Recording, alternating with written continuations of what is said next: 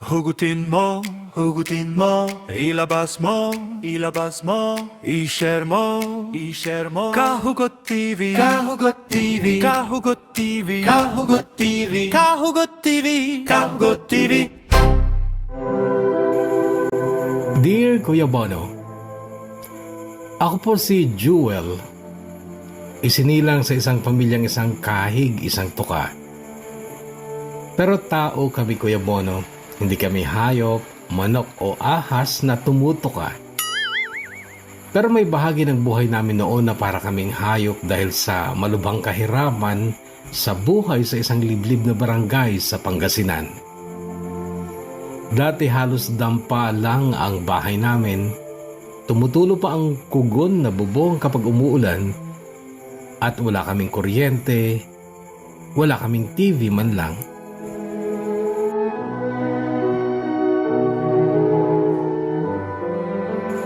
Pero mabilis ang pag-usad ng panahon. Sino makakapagsabing darating din ako sa panahong ito na uso na ang social media at magkakaroon din ako ng TikTok at YouTube channel na monetize na rin at kahit papano'y nakakatulong na rin sa mga kapuspalad. Napagdaanan ko kasi ang buhay na walang-wala. Kaya't kahit sa mumunting paraan ay tumutulong po ako. Mamaya ay sasabihin ko ang TikTok at YouTube channel ko para makita nyo din ang pagmumukha ng may-ari ng kwentong ito na tinitiyak kong magdudulot ng aral at inspirasyon sa inyo.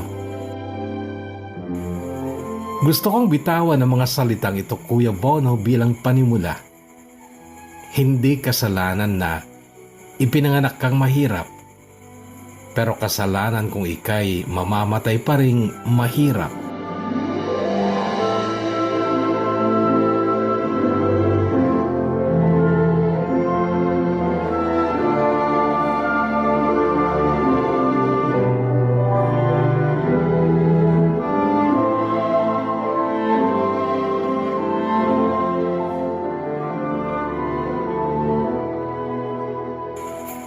Nakita ko kung gaano kami kahirap noong magsimula kong pumasok sa eskwela. Nasaksihan ko ang pagkakaiba ng buhay na mayroon ako kumpara sa buhay ng mga kaklase ko. Bihira lang akong bigyan ng perang baon ni mama noon. Kadalasan ay nilagang kamoteng kahoy o kaya mais kapag panahon ng mais na isa sa mga pananim namin. Karamihan ng mga gamit namin noon ay galing lamang sa mga pinaglumaan ng mga pinsan naming nakakaangat sa buhay. Natatandaan ko pa, Kuya Bono, nung grade 3 ako. Wala akong brief. Napagtripan ako ng mga mapang-asar na kaklase ko. Bigla na lang nilang binaba ang short ko at yun, nag-hello sa kanila si Tweety.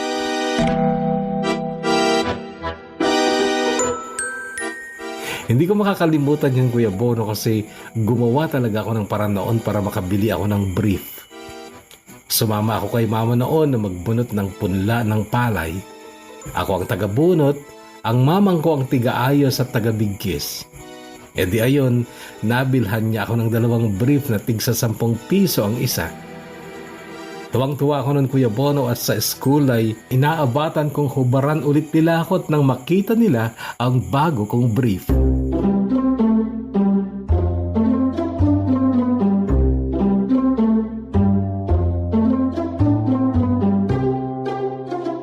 Sina Eldon, Jenian at Cheryl ang mga kaibigan ko nung elementary ako.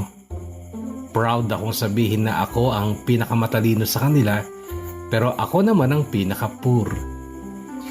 Sina Eldon ang may-ari ng pinakamalaking tindahan sa aming barangay.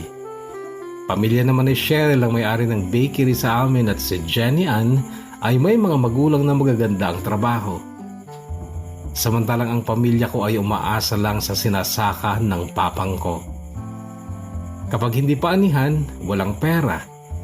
Kaya naman dumidiskarte sa bundok si papang. Nag-uuling at nagbubunot ng panaw o kugon para ibenta sa bayan. Kwento ni Lolo noon, maayos naman daw ang buhay namin noong 3 pa lang kaming anak ni na mamang at papang. Malawak na si dati ang pinapasaka noon kay Papang. Pero naisipan nitong pumasok bilang kafgu. Umalis din nung mapagtanto niyang napakaliit lang pala ang allowance nila bilang sundalo.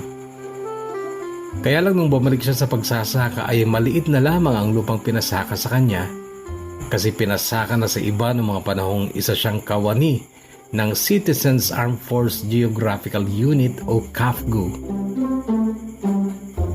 Mas naghirap pa kami Kuya Bono nung atakihin sa puso ang mamang namin. Siyempre kailangan niyang bumili ng gamot na pang maintenance. Grade 5 ako Kuya Bono ay naobliga na akong tulungan si Papang sa mga gawain niya dahil nga sa ako ang panganay na lalaki. Pag walang pasok ay sumasama din ako kay Papang sa bundok upang kumuha ng kahoy na uulingin at magbunot din ng panaw. Hindi masyadong mahilig gumawa ng bata ang Papang ko Kuya Bono. Duda ko nga, baog siya eh. Kasi 8 lang kami magkakapatid. Ako ang pangatlo at panganay na lalaki. 8 kami na sunod-sunod. Kaya si Mamang ay sa bahay lang doon dahil kailangan niyang alagaan mga nakababata kong kapatid.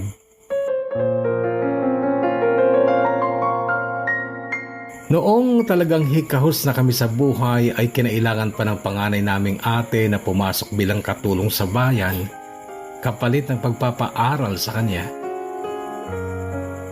Nararanasan namin noon ang matulog sa gabi na kumakalam ang aming sikmura. Hihiram kami ng bigas sa mga kamag-anak namin ay makakarinig pa kami ng salita. Kesyo nag-anak-anak daw kasi si Mamang ng napakarami, hindi naman kayang palamunin. Kaya kapag wala kaming bigas, magtitiis kami sa nilagang kamote o mais.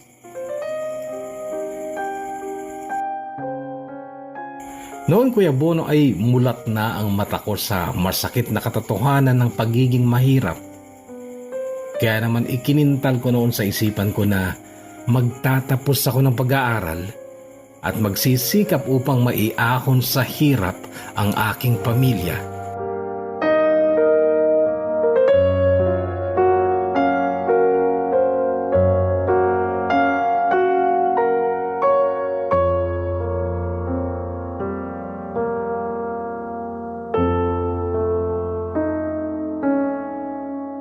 Nagtapos ako ng elementary bilang first honorable mention. That time ay graduate na ng high school ang aking panganay na ate at noong 18 na siya ay nagdesisyon siyang lumuwas ng Maynila para magtrabaho sa pabrika. Noong araw na yun ay naghihimay kami ng katiw at nagtitilad kami ng labong na babaunin ni ate sa Maynila. Punong-puno siya ng pangarap nung araw na yun Kuya Bono. Ang sabi niya, kapag nakapagtrabaho na ako, magpapatay din tayo ng maayos na bahay. Gaya ng bahay ni na Amang Ando. Semento ang dingding at iyero ang bubong. Para kapag uulan, hindi na kayo maiistorbo sa pagtulog sa gabi. Ang bahay kasi namin ng Kuya Bono ay yari lang sa buho ang dingding at kugo ng bubong. At dahil kailangang ibenta ang nabubunot naming kugon ay hindi napapalitan ng bubong ng aming bahay. Bibilhan ko rin kayo ng TV para hindi nyo na kailangan makipanood sa kapitbahay. Nakangiti pang sabi ni ate noon at sa totoo lang excited ako ng Kuya Bono na gumanda rin ang bahay namin at magkaroon din kami ng sarili naming TV.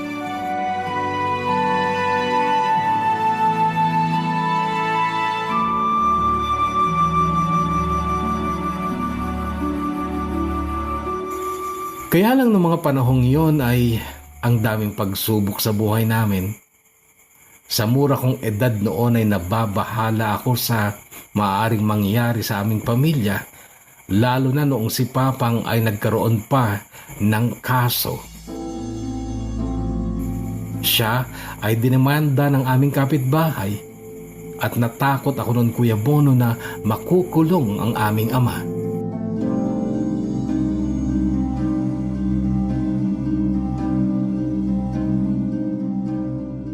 Noon kasi Kuya Bono ay dumalas ang pagsumpong ng sakit ni Mamang. Noong wala silang pera na pangpa-check up sa doktor, ay dinala siya ni Papang sa albularyo at ang sabi ng albularyo ay kinukulam daw si Mamang.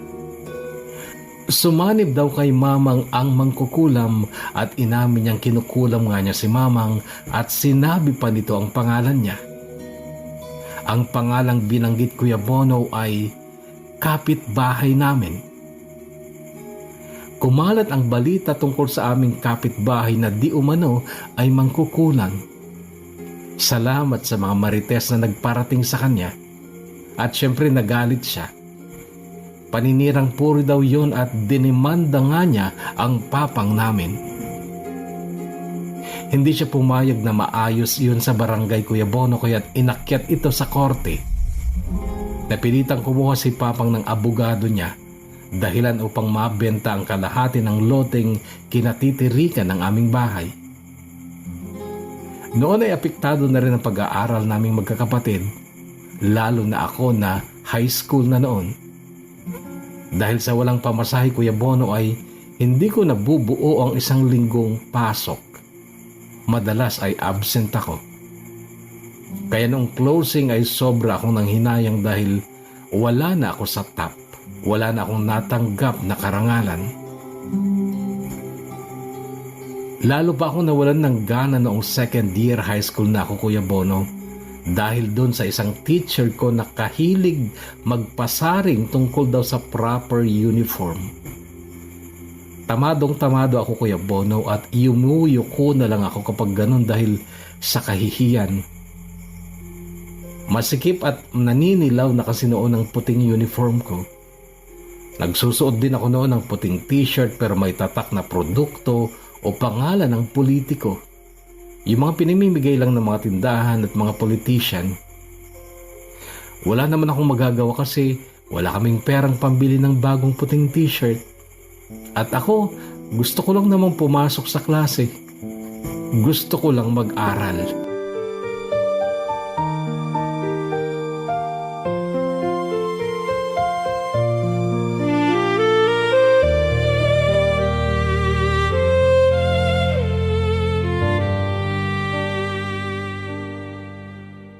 Noong mga panahong yun Kuya Bono ay tumigil na rin ang pangalawang ate ko sa pag-aaral at namasukan na lang itong katulong upang kahit papano'y makatulong siya sa pamilya.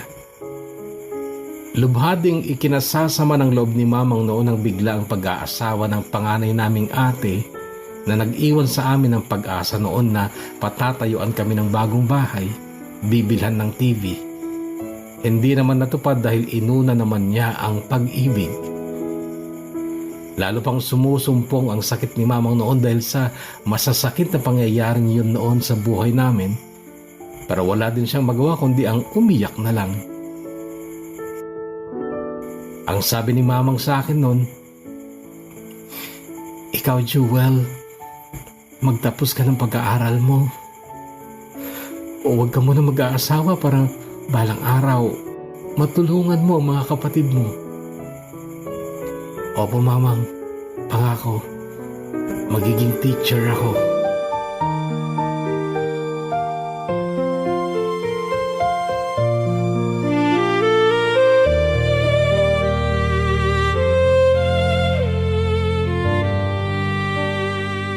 Umamin na lang si Papa na guilty siya sa kasong isinampa laban sa kanya pero dahil hindi siya nakakadalo sa mga hearing kasi wala na siyang pambayad sa abogado, ay binabaan na siya ng warrant. 20,000 pesos ang hinihinging danyos ng kapitbahay namin para hindi sana makulong si Papa pero wais din si Papa. Nagpiyansa na lang siya ng 5,000 pesos. Walang nakuhang 20,000 pesos ang aming kapitbahay.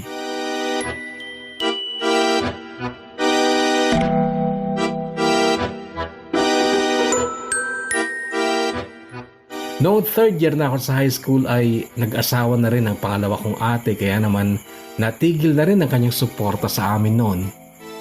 Dahil doon ay lalo pa akong nahirapan sa aking pag-aaral at parang lumalabo na noon ang katuparan ng aking pangarap na maging isang guro. Hanggang sa tuluyan na akong sumuko. Hindi na ako pumapasok noon sa school, Kuya Bono, kahit na higit isang buwan na lang at magtatapos na ako ng 3rd year. Lagi na lang ako noon sa bundok kasama ang pinsan ko kasi kahit papano ay nagkakapera kami sa pagkuha ng buho at kugon. Kahit papano nakakatulong ako sa magulang ko. Nagpadala ng sulat ang teacher ko sa English noon, si Ma'am Ophelia, at sinabi sa sulat na pumasok ako. Pero hindi ko yun pinansin. Dumating din ang advisor ko. Sinundo talaga ako, Kuya Bono, para pumasok pero hindi pa rin ako pumasok. Tingin ko kasi noon ay hindi nila ako naiintindihan. Hindi nila maintindihan yung simpleng katotohanan na wala kaming pera. Wala akong pamasahe, wala akong pambili ng project o kahit papel man lang. Wala akong baon at mahirap, Kuya Bono, na kapag recess, silang lahat ay nagme-merienda at ako ay hindi. Nagtataka ako noon kung bakit hindi nila maintindihan yun. Pinipilit pa rin nila akong pumasok. Kaya lang isang araw ay nagdatingan ang mga kaklase ko. Buong klase, Kuya Bono. Inutusan daw siya ni Ma'am Ophelia na sunduin ako. At ang bilin niya ay wala daw aalis kung hindi nila ako kasama.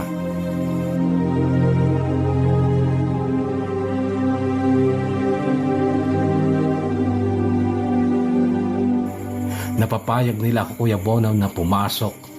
At noon ay pinayuhan ako ni Ma'am Ophelia na kahit tapusin ko na lang daw ang 3rd year, total ay isang buwan na lang. Pinakinggan ko ang payo ni Ma'am Ophelia, Kuya Bono, at kahit hirap na hirap ako ay tinapos ko naman ang 3rd year high school. Bakasyon pagkatapos ng 3rd year high school ay sumama ako sa pinsan ko sa Laguna. Magtatrabaho daw kami doon. Kaso wala naman akong diploma at pineke pa namin ang edad ko pero hindi pa rin naman ako napasok ng trabaho. Bago maubos ang pera ko noon ay umuwi na lang ako ng Pangasinan, tapos sinabihan ako ng ate kong panganay sa Maynila na pumunta na lang ako sa kanila. Alagaan ko na lang daw ang anak niya at sasahuran daw niya ako. Sila kasing dalawa ng bayaw ko ay nagtatrabaho noon sa pabrika. Nasa loob din ng compound ng pabrika ang tirahan nilang libre pati tubig at kuryente. Noon ay may ugnayan pa rin kami ng kaibigan kong si Jenny Ann. Nakakapag-text kami gamit ang cellphone ng ate ko. Kinukumbinsi ako ni Jenny Ann noon na umuwi na lang upang magpatuloy ng pag-aaral. Sabi ko na lang ay mag-iipon muna ako. Pero sa totoo lang ay nanghihinayang talaga ako noon dahil hindi na ako nakapag-enroll. Napapanaginipan ko pa noon, Kuya Bono, na nag-aaral ako. Si Eldon ay may ibang kaibigan na noon, mga ka-level din niya. Si Cheryl naman ay may boyfriend na noon at nawalan na rin siya ng time sa amin.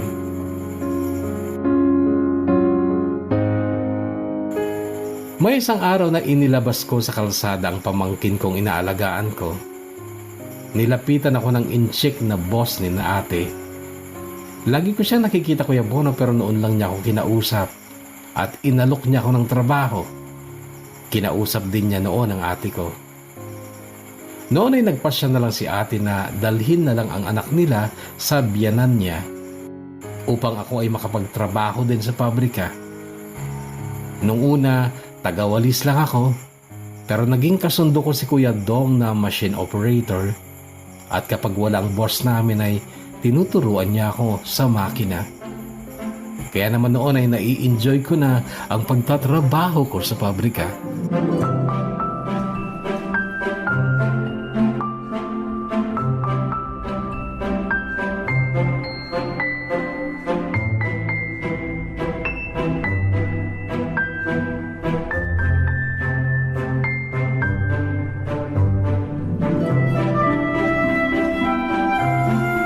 Uso ang pagtatanim ng pakwan sa barangay namin sa Pangasinan, Kuya Bono, at nakiuso din si Papang.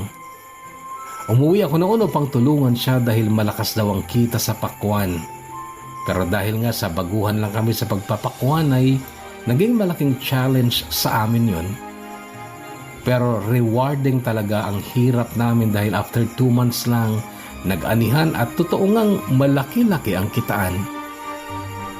Noon, Kuya Bono, ay nakabili ako ng cellphone. Nokia 3315 pa noon. Hindi pa uso noon ng smartphone. At nakabili din kami noon ng 12 inches na black and white TV. At isa pang nakakatuwa noon, Kuya Bono, ay hindi na sinusumpong ang sakit ni Mamang. Sabi ng mga marites noon ay baka daw tinanggal na namang kukulam ang kulam niya kay Mamang.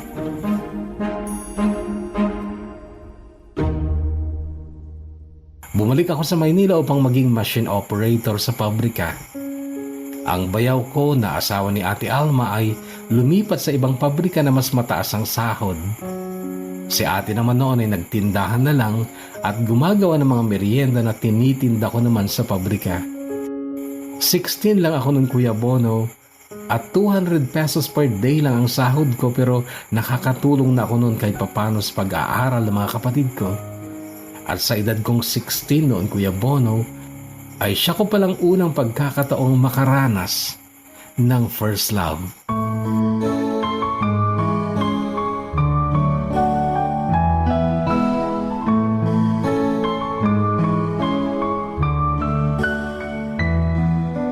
Siya si May Ann, Kuya Bono. Katrabaho ko siya at ka-boardmate siya ng kaibigan kong Ilocana na si Ate Jennifer. Liban kay May Ann ay naging close din kami ng Ilonggang si Chen Chen. Kung sa itsura ay lamang si Chen Chen kasi maputi siya at sexy. Kaya lang pag pinagpawisan ay malakas ang putok. Si May Ann naman ay morena, medyo chubby pero maganda ang mukha. Kaya lang hindi rin kami nagtagal ni May Ann dahil bigla na lang siyang hindi na pumasok sa trabaho. Ayon kay Ate Jennifer ay sumama na daw si May Ann sa ex niya. Nagde-date lang kami ni Chen Chen noon pero hindi rin nagkaroon ng pagkakataong lumalim pa ang ugnayan namin dahil sa isang masamang pangyayari sa aking pamilya.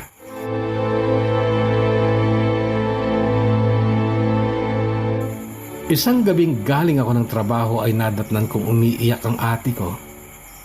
Pautal-utal niyang sinabing may masamang nangyari daw sa mamang namin. Noong tingnan ko ang cellphone kong iniwan ko sa ibabaw ng tokador ay nakita kong maraming missed call at may text mula sa pinsan kong nagkumpirma na inatake nga ulit si mamang at nakaratay ito sa ospital. Nag-leave ako sa trabaho, Kuya Bono, at umuwi ako sa aming probinsya. Nasa bahay na noon si mamang at hindi kinaya ng dibdib ko ang makitang ayos niya. Bumalong ang masaganang luha mula sa mga mata ko noon, Kuya Bono, dahil sa matinding awa sa aking ina. Nakahiga lang siya, napuruhan daw siya sa huling atake niya at baldado na ang kalahati ng katawan niya. Nakakapagsalita siya pero walang maintindihan sa mga sinasabi niya. Inuwi na lang siya ni Papa noong payagan siya ng doktor upang hindi na lang daw lumaki ang bill nila sa ospital. Napakahirap maging mahirap, Kuya Bono. Lalo na sa mga ganong emergency. Wala man lang ipon na madudukot.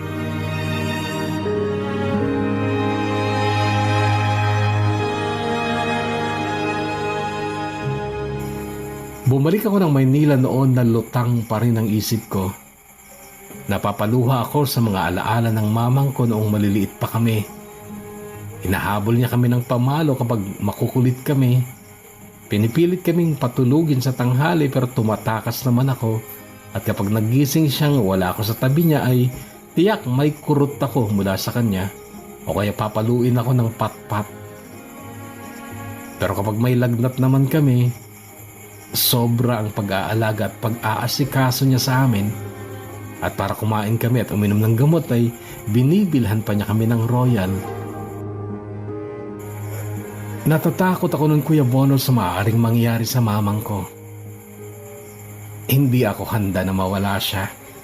Hindi pa tapos ang tungkulin ko sa kanya. Hindi ko pa natutupad ang pangarap kong patikimin siya ng maginhawang buhay.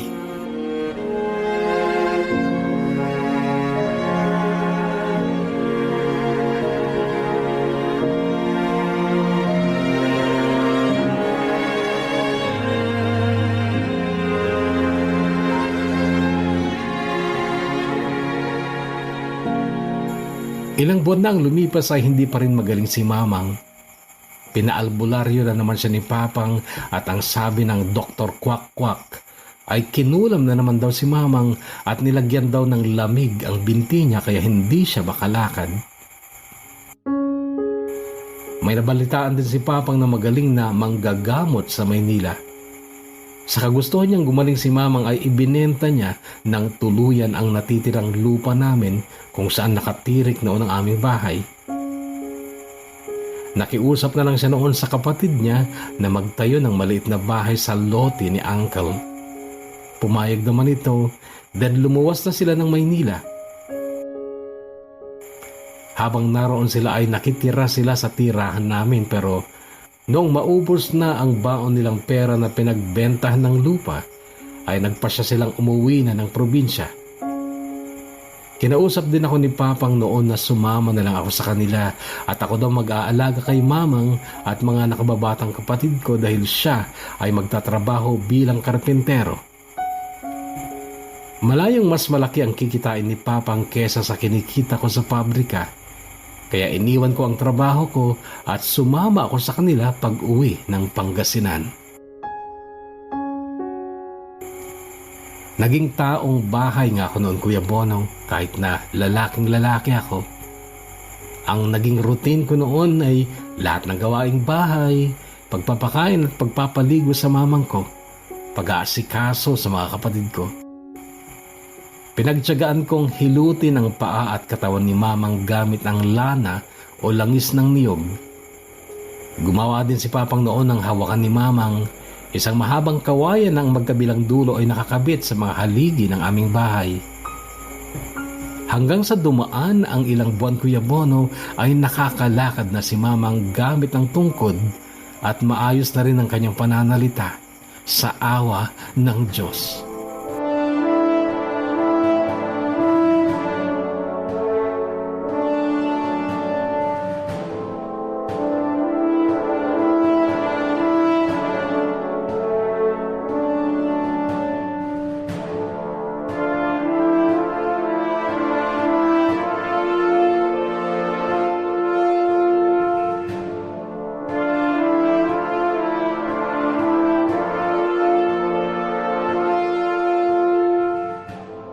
Noon, Kuya Bono, ay si Mamang na mismo ang kumumbinsi sa akin na ipagpatuloy ko ang pag-aaral ko.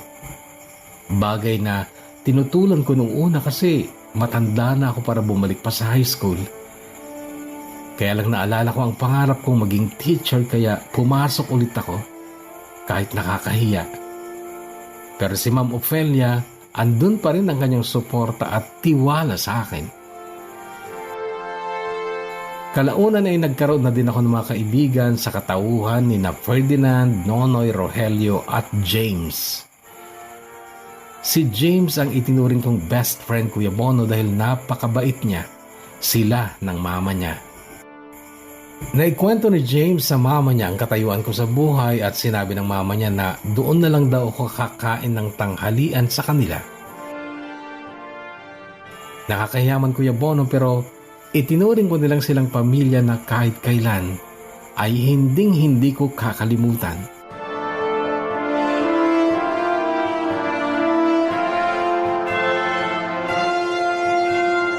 Nagsikap, nagtiis at nagtiyaga ako, Kuya Bono, sa aking pag-aaral. Alang-alang sa aking pangarap na balang araw ay maiahon sa hirap ang pamilya ko, lalo na ang aking ina. Subalit 2 linggo na lang bago sumapit ang graduation ko ay tuluyan na kaming iniwan ng aming ina.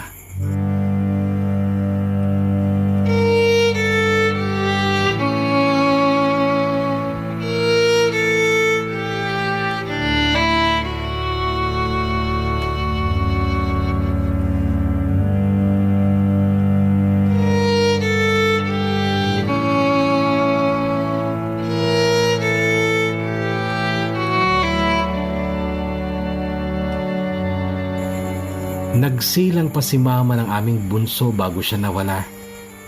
March 9, 2006 siya nanganak. March 17, 2006 siya binawi ng may kapal. Masakit isipin, Kuya Bono, na dahil sa kakulangan ng kaalaman at kawalan ng pera, ay sa albularyo lang din ulit dinala ni Papang si Mamang noon. Pero nung sumuko ng albularyo ay napilitan ding ipa-ospital si Mamang, pero hindi na rin siya naligtas ng mga totoong doktor.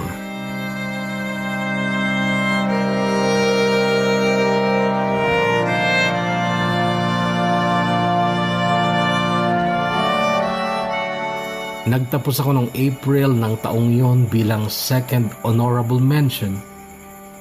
Pero masagana ang luha sa mga mata ko dahil masakit isiping wala na ang aking ina na pinangarap kong pag-alayan ng aking tagumpay.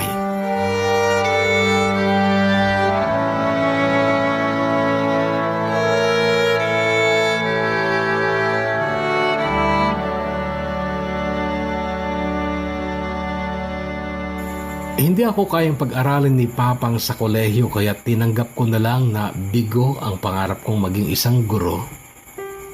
Pero hindi ako bumagsak pababa. Sa halip ay umangat pa ako. Dahil sa mataas na bundok ang naging buhay ko sa loob ng 2 taon. Gaya ng dati, nagbubunot ng panaw, nag-uuling, nagtatagpas ng buho. Pero taong 2008 ay nagkatampuhan kami ni Papang dahil nag-asawa ulit siya. Lumayas ako at dinala ako ng aking kapalaran sa lalawigan ng Zambales, kung saan ako nag-training sa pagwe-welding at kalaunan ay napasok sa pagawaan ng barko. Mabagsik ang boss naming Koreano. Naranasan ko ang mabatukan, masigawan at muntikang matadyakan, pero isinantabi ko noon ng pride, alang-alang sa mga kapatid ko. Maayos kasi ang pasweldo, Kuya Bono, at permanente ang trabahong yun, kaya tiniis ko, sinaga ko. Kaya lang nalihis din ng bahagya ang aking landas noon dahil sa pagpatol ko sa babaeng may asawa at mga anak na. At doble ang tanda niya sa akin. Siya si Mira at siya ang unang nagpalasap sa akin ng kamunduhan. Animo ako isang lalaking bayaran noon dahil matapos ang bardagulan namin ni Mira sa kama ay inaabutan niya ako ng pera. Kahit kasi may maayos na akong trabaho noon ay hirap pa rin akong makausad dahil naging sakitin ng bunso kong kapatid, yung isinilang ni Mamang bago siya pumanaw, na pinaampon naman ni Papang sa aming kamag-anak. Umusad ang mga taon, Kuya Bono, at dahil sa pagsisikap at dedikasyon sa aking trabaho ay na-promote ako. Kumuha na rin ako noon ng bahay na hulugan through Pag-ibig. Taong 2020 kinuha ko ang 2 kapatid ko. Grade 5 noon yung isa at incoming college naman yung isa. Noong mga panahong iyon ay masyado na ring sinubok ang relasyon namin ni Mira. Ilang beses na kami naghihiwalay pero bumabalik siya dahil napamahal na daw ako sa kanya. Kaya lang noong may makilala ko sa Facebook na isang OFW sa UAE, si Rose, ay nahulog ang loob ko sa kanya kahit na kami pa noon ni Mira. Kaya lang noong magdesisyon akong ligawan na si Rose, ay nagmatigas na ako kay Mira. Sabi ko ayoko na talaga. Final na, hihiwalayan ko na siya. February 14, 2014 noong sagutin ako ni Rose sa video call dahil nga nasa abroad siya. Noon, Kuya Bono, ay nagkaroon ako ng bagong pangarap. Ang makabuo din ng sarili kong pamilya kasama ang aking pinakamamahal na si Rose. Subalit hindi ko sukat akalain na sa loob lang ng 2 buwan ay sisirain lang pala ni Mira ang pangarap kong ito.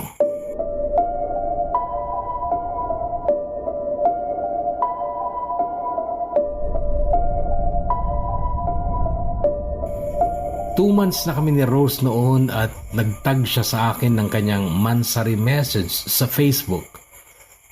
At ako naman ay hindi pa noon pamilyar sa mga pasikot-sikot sa Facebook, lalo na ang privacy setting nito.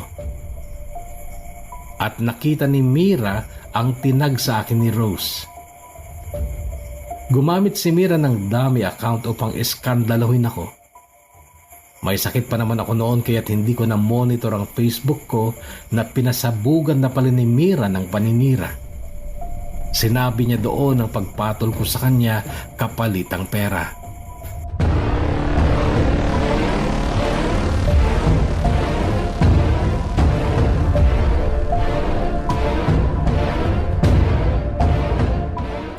Ilabas mo ang asawa ko. Alam ko kung nasaan ka. Mag-iingat ka. Ginago mo ako, hayop ka. Boses iyon ng isang lalaking sumindak sa akin nung sagutin ko ang tawag ng isang unknown number sa cellphone ko. Naligalig ako nun, Kuya Bono. Doon na pumasok yung sinasabi nilang madaling pasukan, mahirap labasan.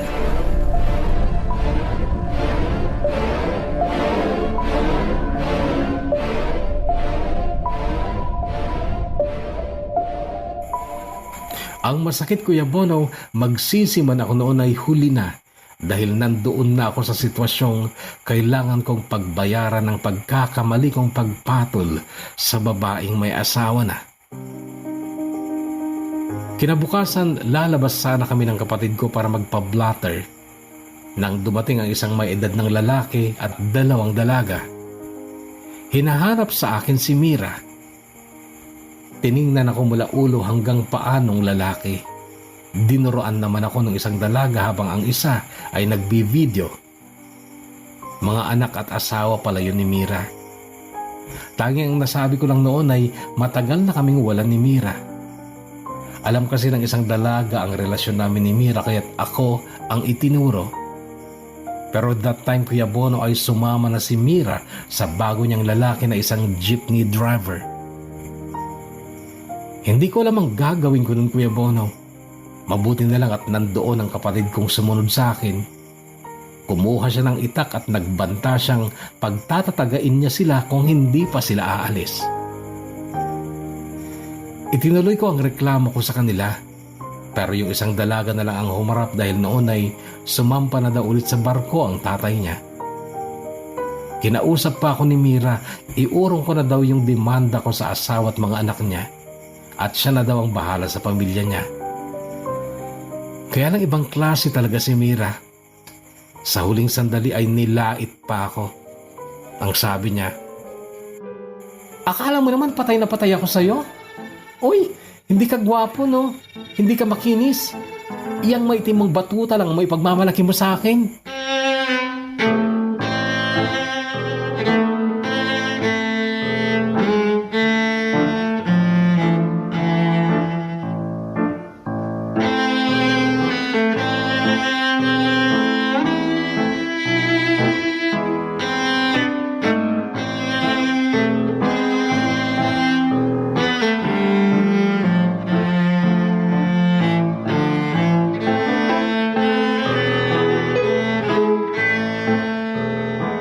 Marami ding mapanirang chat si Mira kay Rose noon pero laking pasalamat ko dahil hindi naniwala si Rose sa kanya.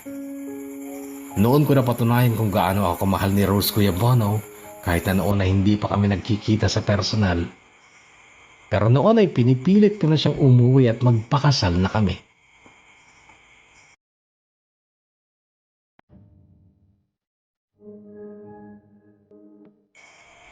Matamis na mapait ang sumunod kong buhay sa paglipas ng mga araw. Matamis dahil muli akong na-promote. Nakatapos na rin noon ang kapatid kong si Mary Ann at kaagad ding napasok sa hotel kung saan siya nag-OJT. Ang mga lalaking kapatid kong sumunod sa akin ay nakapasok na rin sa paggawaan ng barko. Nakabili ako ng lote sa Pangasinan at pinatayuan ko ng simpleng bahay para kay Papang at sa asawa niyang noon ay kasundo na rin namin. Hindi na nga lang sila nagkaanak dahil pareho na rin silang may edad at pareho silang balo nung magkaasawahan. Mapait dahil isang araw ay may natanggap akong chat mula sa kasamahan ni Rose sa trabaho sa UAE. At ang sabi ay buntis daw si Rose pero hindi raw alam kung sino ang ama. Sabi ko kay Rose, umuwi na lang siya. Pakakasalan ko siya at tatanggapin ko ng buong buo ang magiging anak niya. Pero wala siyang reply sa mga chat ko, Kuya Bono. Iniwasan niya ako.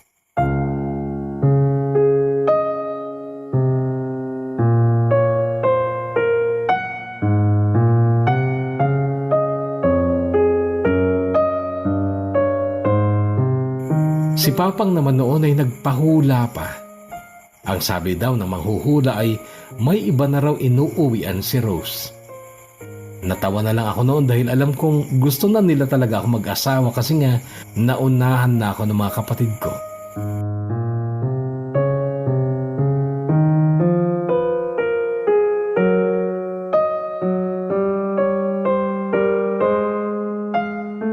Pinagpatuloy ko ang buhay ko, Kuya Bono. Ako pa ba? Sa dami na ng pagsubok na pinagdaanan ko, patitibag pa ba ako? Pinagbuti ko na lang noon ang trabaho ko at naging rakiterong Ilocano pa ako. Nagpahulugan ako sa mga trabaho ko, nagtinda ng kung ano-ano, basta may kunting tubo. Taong 2016, 2017 at 2018 ay puro paninda ang laman ng Facebook wall ko. Kahit na noong 2017 ay na-promote pa ulit ako bilang project supervisor. Then naging head foreman pa ako. Nag-attend din ako ng mga trainings at mga seminars para sa responsibilidad sa company. At doon na tuluyang umangat ang estado ko, Kuya Bono, lalo na sa larangan ng pananalapi. Nagkaroon na rin ako ng kumpiyansa sa sarili ko at naisip kong siguro yun talaga ang inilaang tadhana ng Diyos sa akin. At ang pangarap ko noon na makatapos ng kolehiyo ay tutuparin ko na lamang sa mga kapatid ko.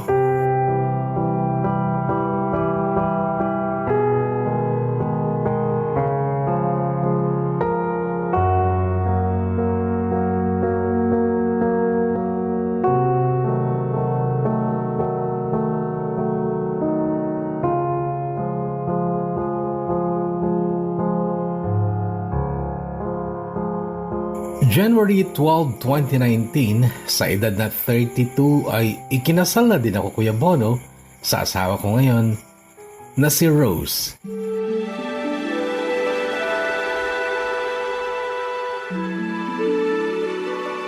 O Kuya Bono, kami pa rin na Rose ang nagkatuluyan. Nagkabalikan kami matapos ng ilang linggo niyang pag-iwas sa mga chat ko noon. Inamin niyang na-pressure siya noong pinapauwi ko siya at magpakasal na kami at inamin din niyang gawa-gawa lang niya yung kwentong buntis na siya. And yes, sablay ang mga hula-hula gaya ng pahula ni Papang noon. Kaya huwag kayong maniniwala sa mga manghuhula dahil kung totoo sila, mahuhulaan dapat nila kung anong lalabas na numero sa loto.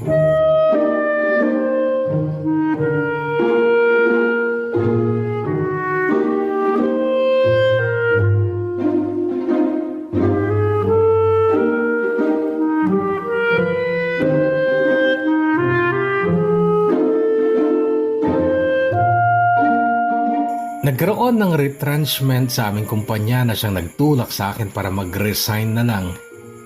Nakatanggap ako ng pera mula sa kumpanya na siya kong ginamit sa mga proseso ng pag-a-apply dito sa abroad.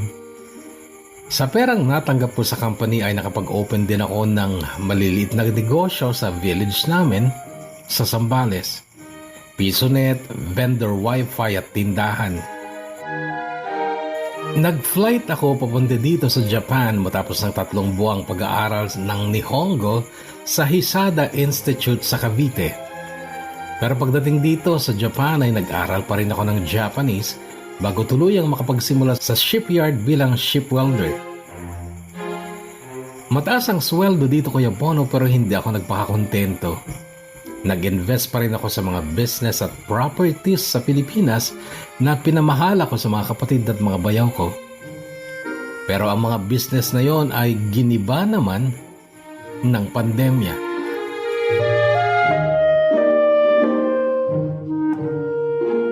Maging ang trabaho namin dito sa Japan noon ay naapektuhan ng sobra. At ang pamilya ko sa Pilipinas ay muling naghirap. At nai-stress ako noon dahil hindi na ako makapagpadala sa kanila.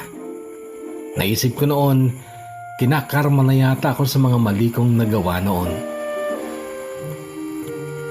Pero mabuti na lang at muling nagluwag ang lockdowns at nakabalik na kami sa trabaho. Kahit holiday, pumapasok kami. At may overtime na ulit kaya tiba-tiba ulit sa kita. Ngayon Kuya Bono ay napa-improve ko na ang aming bahay sa Pangasinan. Pinalakihan ko pa para maging bakasyonan namin kapag uuwi kaming lahat ng mga magkakapatid doon. Pina-improve ko din ang bahay ko sa village sa Castillejo, Zambales para gumanda pa. Nakabili din ako ng lupa pero hindi naman masyadong maluwang Kuya Bono. Yung isa sa Zambales, maganda yung view kasi kita ang bundok at tabi nito ang ilog. Yung dalawang lupa ay sa Pangasinan ko naman nabili. Isang residential lot na pinatamnan ko muna ng mga dwarf at grafted fruit-bearing trees. At ang pinakahuling nabili ko ay isang farmland naman at inuumpisahan ko ng patayuan ng piggery. Maswerte lang ako Kuya Bono dahil may papang at mga kapatid akong nag-aasikaso sa mga naipandar ko dyan sa Pilipinas. Masaya din naman kami ng asawa ko kahit na LDR kami kasi nasa UAE naman ulit siya. Gusto kasi niyang tapusin ang pagpapagawa ng bahay ng magulang niya. Pero by July ay uuwi na si Rose Kuya Bono at sabi ko ay huwag na siyang bumalik ng abroad.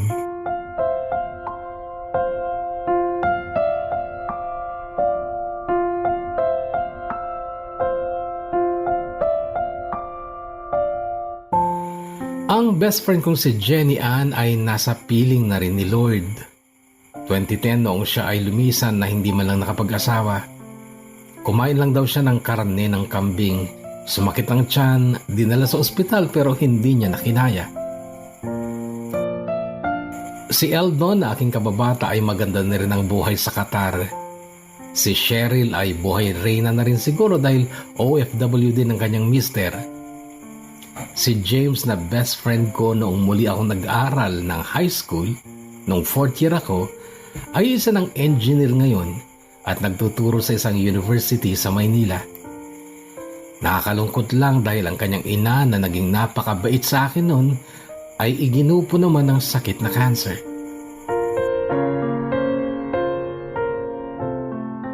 Si Mira naman, balita ko'y bumalik na rin siya sa kanyang pamilya. Parang natupad din naman yung pangarap kong maging isang teacher, Kuya Bono. Ito ay noong sumali ako sa isang Christian Life program ng Singles for Christ.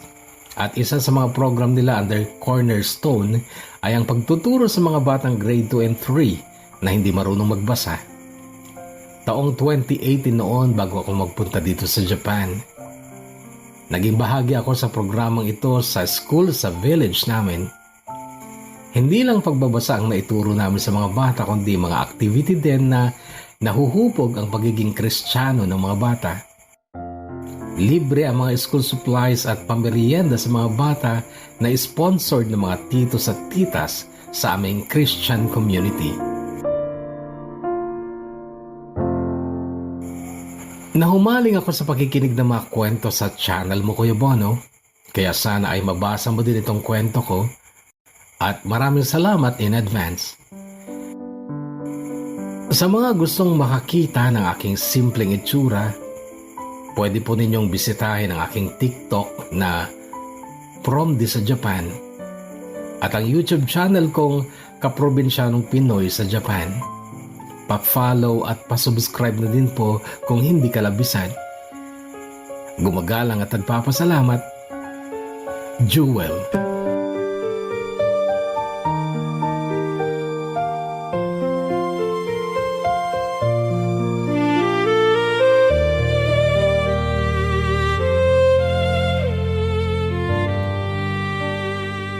Dear Kakwento, ako si Jewel, lumaki sa pamilyang nakaranas sa isang kahig isang tuka. Nandito pa rin ako sa Japan sa kasalukuyan na sa grasya ng Diyos ay nakuha ko na din ang isa kong kapatid dito. Ito na ang update sa nabasang kwento ko noon sa SIT. Para po sa mga hindi nakafollow sa akin sa mga SOCMED ko at hindi nakakaalam pa ng mga nangyayari sa buhay ko mula nung mabasa ang aking kwento. Sana ipakinggan at may mapulot pa rin kayong inspirasyon at aral, mga kababayan ko.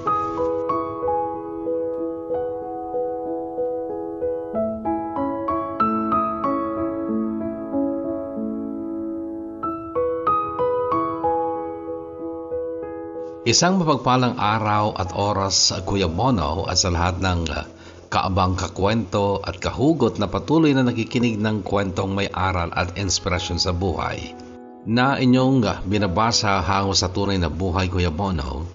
Shout out sa lahat, lalo na ang mga OFW dito sa Japan na nag-aabang ng mga bagong upload. At nagpapasalamat na rin po ako sa lahat ng nakinig sa unang bahagi ng aking kwento, lalo na sa mga nag-personal message pa sa akin sa TikTok at Facebook, Kuya Bono, dahil nakarelate daw sila at na-inspired. Madaling pasukan pero mahirap labasan. Natatandaan niyo pa ba ang unang bahagi ng storya ko? Maraming salamat din po pala sa nag-subscribe at nag-follow sa akin sa TikTok at sa Facebook. At sa inyo, Kuya Bono, na nag-ayos noon sa magulo kong sulat sa inyo na nabasa sa SIT na ngayon ay KNBK na.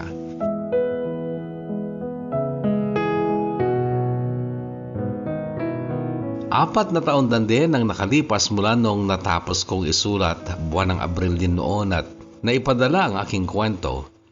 Pero buwan ng Agosto taong 2022 na ito nabasa.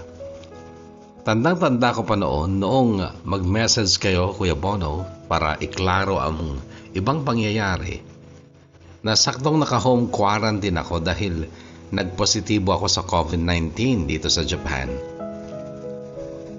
May gusto lang akong klaruhin sa ibang parte ng kwento ko, Kuya Bono, tungkol sa kapatid ko na naging sakitin.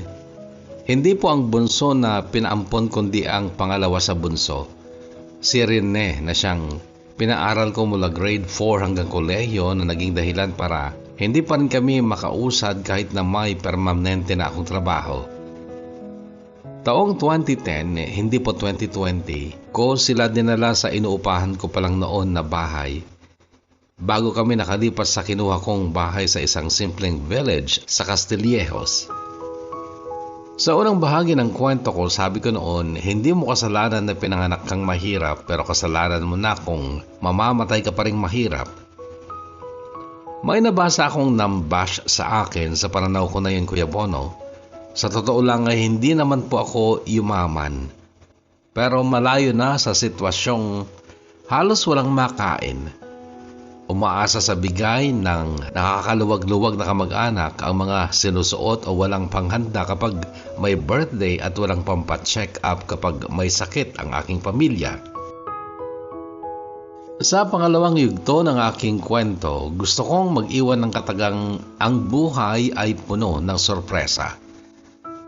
Maraming plano, Kuya Bono, ang hindi na isakatuparan.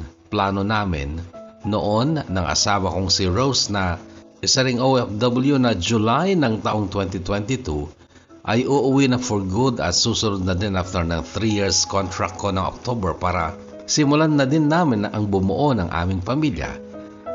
Pero tinamaan din siya ng COVID-19 At mas lalo pang naging komplikado dahil nagkaproblema ang kanyang visa.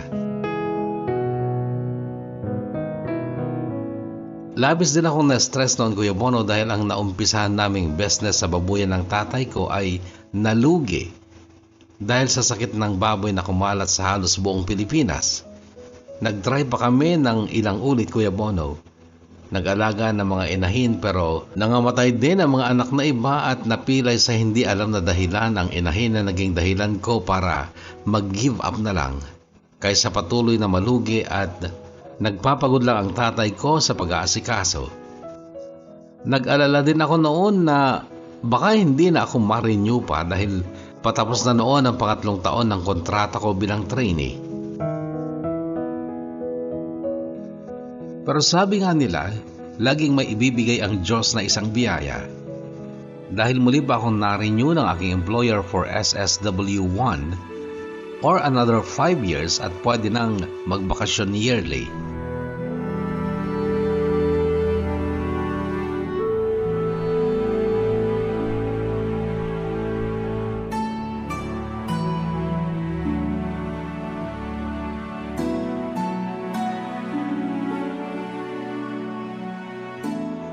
Buwan ng Mayo taong 2023 ay sa wakas nakapagbakasyon na kami ng aking asawa sa Pilipinas. 2 buwan ang binigay sa akin na bakasyon, pero sa asawa ko ay nagpaalam na hindi na babalik kapag binayayaan kami ni Lord na magka-baby na. Naging masaya ang pag-uwi namin. Ramdam namin ang pananabik sa bawat isa. Nauna lang ng isang araw ang asawa ko na dumating. Nag-book na kami ng hotel sa Pasay noon at doon niya na ako hinintay. Nagstay pa kaming dalawa sa Manila para mamasyal at syempre para masolo namin muna ang isa't isa. At noon nga'y pinakawalan namin ang nag-aalab na damdamin. Pinuntahan din namin ang Baclaran Church para magdasal at pinasyalan din namin ang Mall of Asia. Kumain at nandoon ng sine. Pag-uwi namin ng Zambales, Kuya Bono, ay may pasorpresa ang aming pamilya. May mga hinanda silang mga pagkain, cake at may patarpulin pa.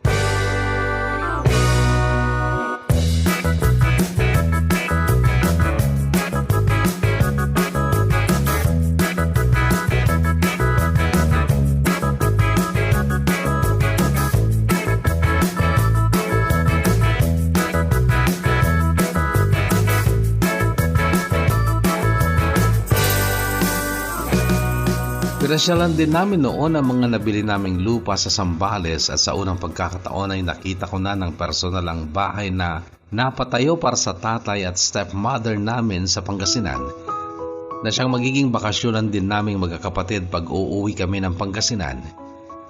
Talagang napapaiyak na lang ako noon, Kuya Bono, dahil may napuntahan ang bawat pinagpakuran ko sa Japan.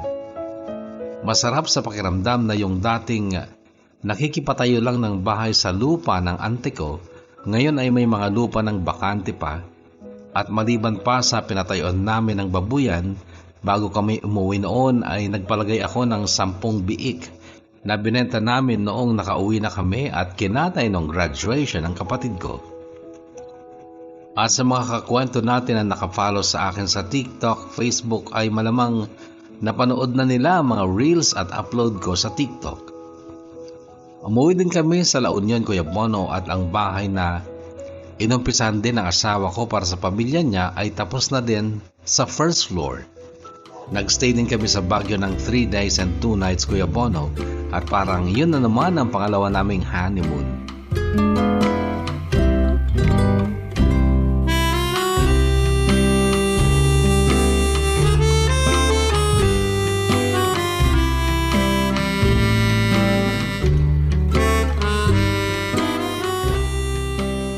Isa nga din sa dahilan kung bakit May-July ang kinuha kong bakasyon ay dahil sa pagtatapos din ng kapatid ko sa kolehiyo, ang kukuha ng BS Criminology. Grabe yung kaligayahan ko noon, Kuya Bono. Hindi man ako nakapagtapos ay may mga kapatid naman akong napatapos. At bago nga ako bumalik ng Japan, Kuya Bono, ay natanggap namin mag-asawa ang pinakamaligayang balita. Isang regalo na walang katumbas na saya. Nagbunga ang halos gabi-gabi naming panalangin at pagpaparamdam ng init ng pagmamahal dahil may baby nang nabuo sa sinapupunan ng aking asawa.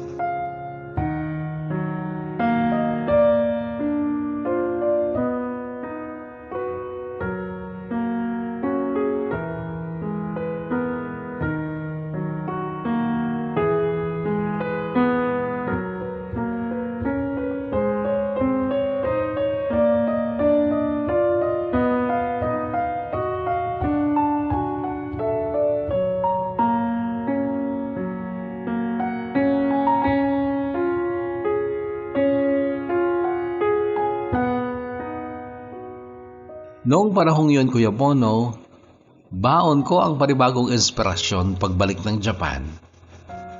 Nakakalungkot nga lang dahil balik LDR na naman kami ng misis ko pero kailangan ko magtiis dahil may magiging anak na kaming dapat paghandaan. Idagdag pa ang pagtulong ko din sa mga magulang ko, buwan-buwan ata sa kapatid kong bunso na pinaampon namin. Dahil ako na din ang tumutulong sa kanya para sa pag-aaral niya sa kolehiyo. Wala na din kasi ang kanyang mama na namatay noong nasa grade 9 pa lang siya. Kung dati ay madalang lang magtugma ang oras ng pahinga namin ni Mrs. noong nasa UAE pa siya, ngayon ay anytime ay nasasagot niya na ang video call ko. Wala namang problema sa amin ang magkalayo ulit dahil nasanay na kami mula noong magsyota pa lang kami at sapat naman ang tiwala at pagmamahal namin sa bawat isa na siyang pundasyon ng aming relasyon. Ang naging libangan niya araw-araw ang maliit na tindahan na binuksan namin bago ako bumalik dito. Ang pinagpapasalamat ko na lang, Kuya Bono, na hindi siya nahirapan sa paglilihi. Pinaghandaan namin ng mabuti ang pagdating ng aming anak. Mula sa regular na check-up at pag-inom niya ng vitamins, ang pinagdasal namin noon na sana lalaki muna ang magiging panganay namin. May mga pamahiin na nakikita daw sa misis ko na senyales na lalaki nga daw. Kaya akala namin noon, Kuya Bono, ay lalaki ang magiging baby namin pero nung nagpa-gender reveal na ay babae pala, Kuya Bono. Nag-post si misis na hindi naman boy na siyang gusto sana ni daddy at mommy pero mahal na mahal namin ang aming baby at excited na kaming mag-hello siya sa mundong ibabaw.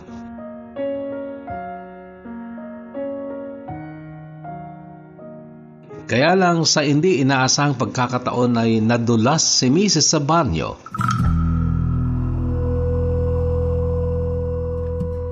At labis akong nag-alala ng Kuya Bono dahil nag-spotting siya. Binura na lang ni Mrs. yung post niya na yon noong March 3, 2024 nang masilayan namin ang aming anghel na pinangalanan naming Amira Sokia.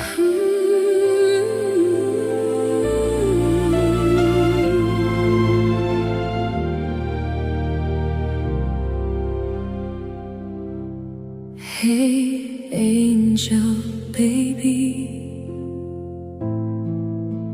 welcome to our world. Remember that our love and the love of our God created you.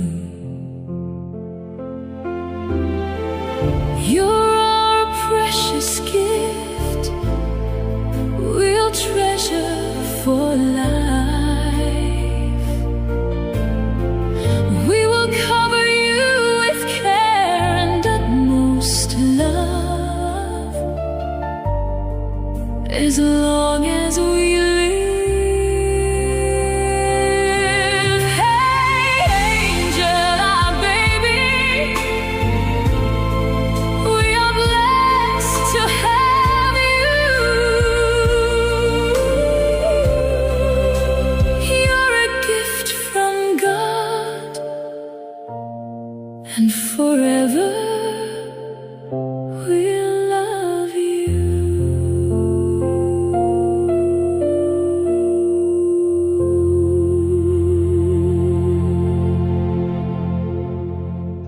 Hindi kinaya ng normal delivery kaya CS ang misis ko, Kuya Bono. Buti na lang at nandun ang hipag at mga kapatid namin na umalalay sa kanya.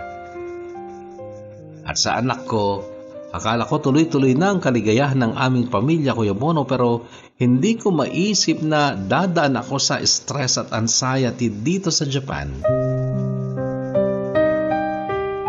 December noong 2024, bigla na lang akong nahimatay sa trabaho. Sumikip ang dibdib ko habang nag-welding. Sinubukan ko pang bumaba pero hindi ko na maramdaman na sumayad ang paa ko sa bakal, Kuya Bono. Buti na lang at yung time na yon ay malimig na dito sa Japan. Agad akong pinarescue ng ambulance at 2 ospital pa ang pinagdalhan sa akin para masigurado ang kaligtasan ko. Kahanga-hanga ang paraan ng usaping medical dito, Kuya Bono. Sakop lahat sa binayaran na health card. Lahat ng test sa puso at ulo ay ginawa nila pero wala daw koneksyon ang nangyari sa akin. Parang sumabog lahat ng alalahanin ko sa buhay. Nabigla ko sa responsibilidad na mag-isa. Dagdag pa sa pag-iisip ko sa malaking halaga na noon na na-invest ko na na-scam. Sumama din ang loob ko sa mga taong inaasahan kong makatulong sa akin sa oras na ako naman ang mangangailangan. Pero hindi ko pala sila maaasahan. Pagkatapos nila akong pakinabangan,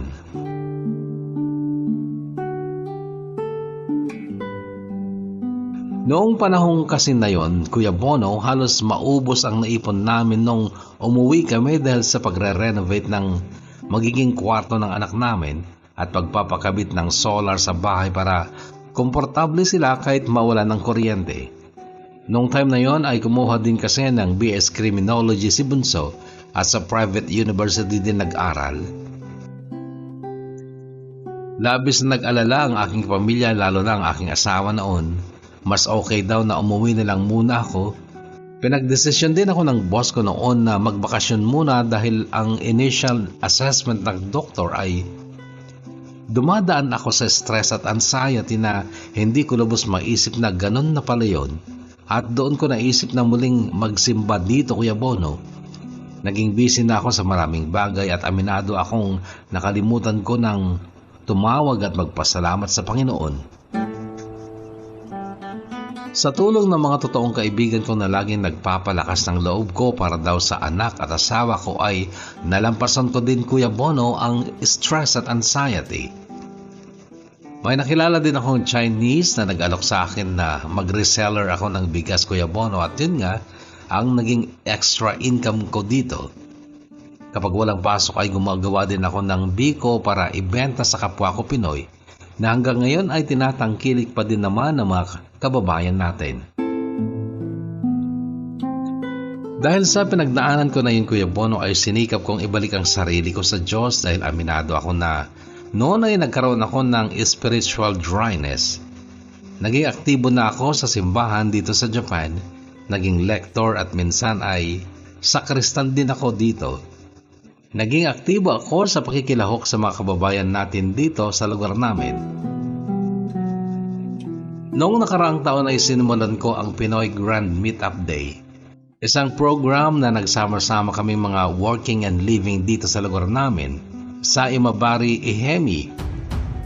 May basketball, volleyball, singing contest, macho gay at raffle.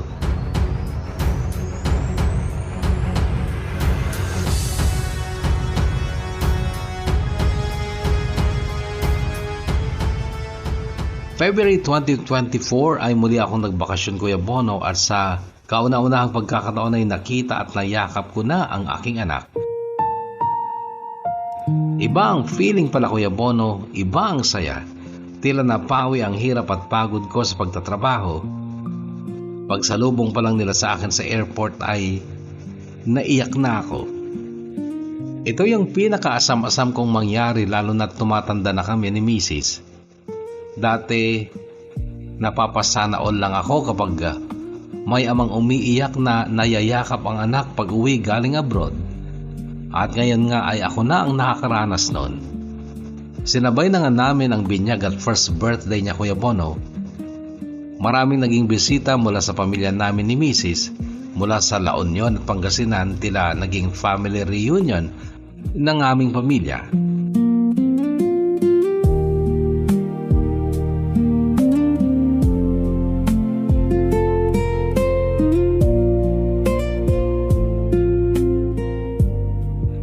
Nitong March 3, 2026 lang ay ipinagdiwang na niya ang second birthday niya, Kuya Bono. Nakakatuwa, marunong na siyang mag-blow ng candle.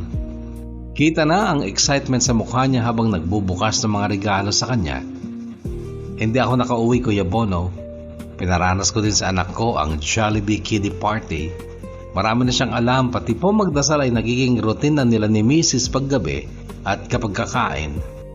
Marunong na rin siya makipag-usap, Kuya Bono. Minsan siya na ang nakakasagot sa tawag ko kapag nanonood siya gamit ang cellphone ng mami niya.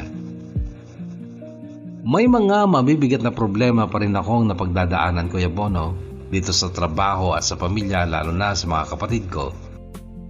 Pero patuloy akong nagpapakatatag.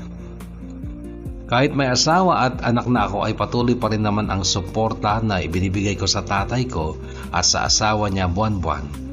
Ganon din sa mga kapatid ko, lalo na kung may mga emergency. Takot na akong mangyari yung nangyari sa nanay ko na umasa lang sa albularyo. Kahit kapag may sakit si Papang ay pinipilit kong magpa-check up agad, lalo't may maintenance na din siyang iniinom.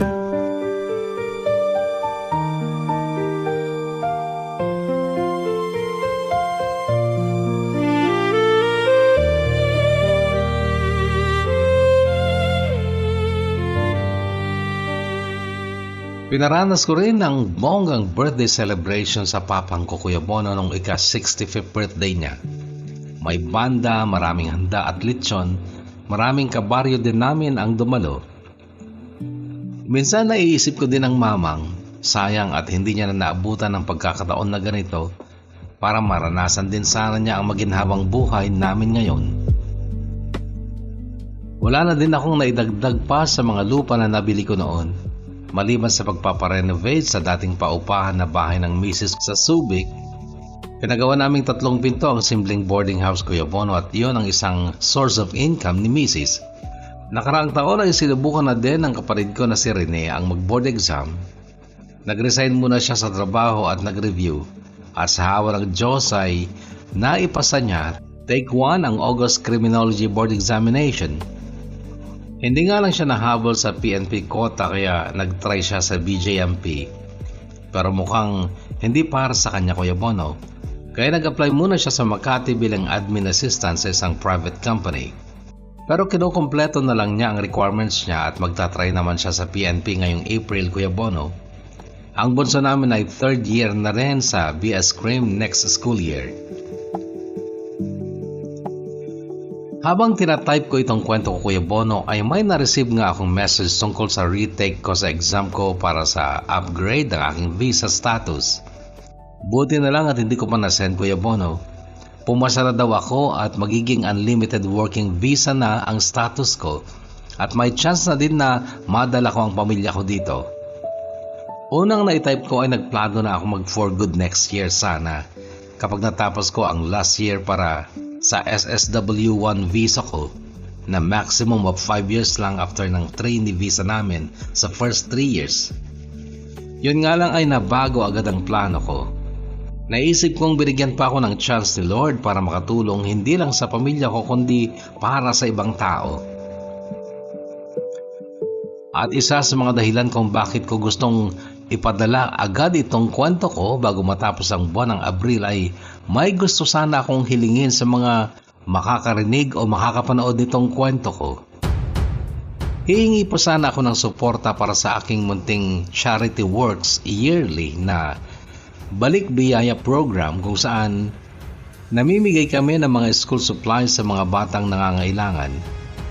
Nagsimula lang po kami sa 12 na beneficiary noong year 2022. Ito ay mula sa kinita ko sa unang sahod ko sa YouTube. Kaso nga lang ay hindi na nasundan dahil na-demonetize na ang channel ko. Last year ay umabot na sa 167 na bata ang nabigyan namin, Kuya Bono, mula sa 2 school sa aming village at sa aming alma mater na Batang Elementary School. Marami pa pong gustong manghingi noon pero talagang yun lang po ang kinaya ng aking budget. Bawat package kasi ay 250 to 300 ang halaga. Sana po ay may mga kababayan tayong ma-inspired at makapagbahagi din kahit na maliit na halaga lang po. Ito po ang aking GCash account, 0921-611-5312. 0921-611-5312. JULM or message nyo na lang ako sa TikTok or FB account ko. Bahala na po ang Diyos na magbalik sa lahat ng tutugon.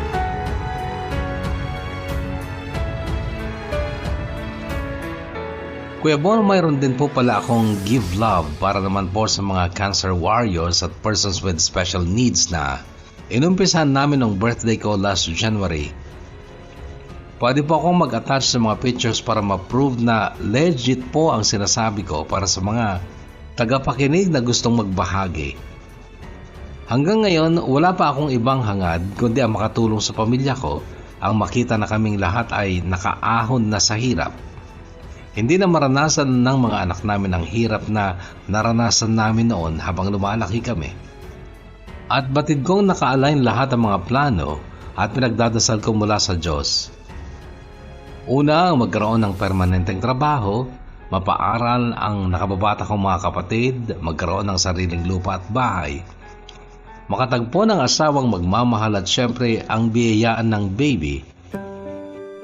At iyon ang regalong pinagpapasalamat namin ng lubos sa Panginoon.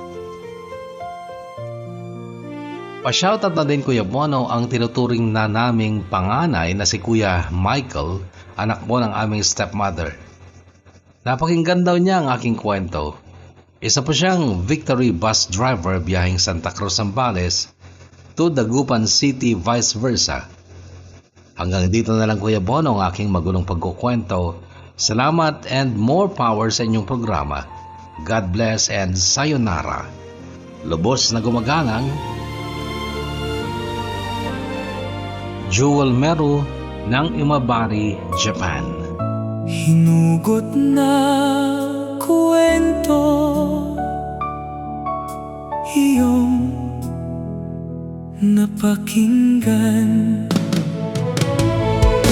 Kahugot, salamat sa pagbabahagi mo.